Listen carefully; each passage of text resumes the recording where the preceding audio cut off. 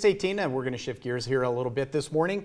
We kick off a four-part series leading up to the 60th anniversary of the Hebgen Lake earthquake. John Shear joins us this morning. He's the voice that's in our ear during the show. He's going to be the voice in front of you here for the next couple of minutes. This has been an amazing couple of weeks, John, as you and I have had a chance to go back in time 60 years. Let's talk about what you've learned and what we've discovered looking back over these past 60 years.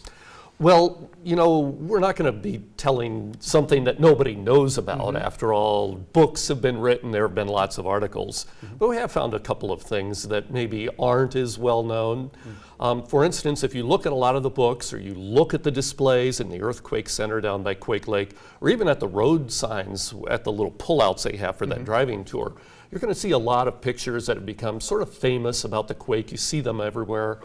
We're going to talk to the guy who took those pictures as a 15-year-old who was camping there at the time and fishing in that area.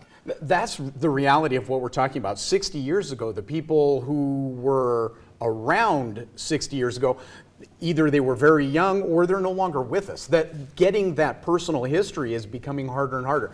You've been really lucky. You've had a chance to talk to some people who were there, including the then 15-year-old photographer. That's right. And another person that we'll be hearing from tomorrow is an 87-year-old who lives over on Hebgen Lake right now.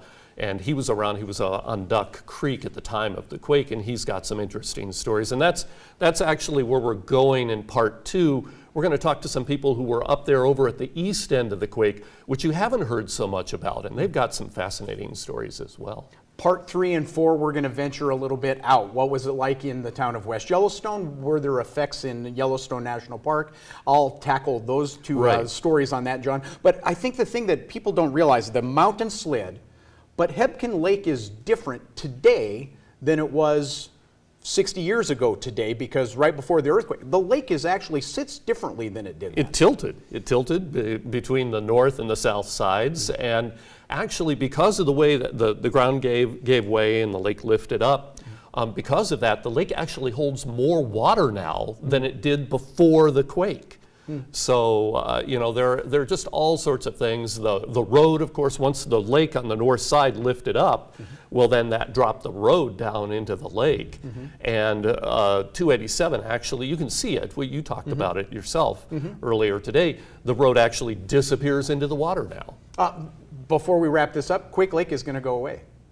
Eventually, yeah. That's right.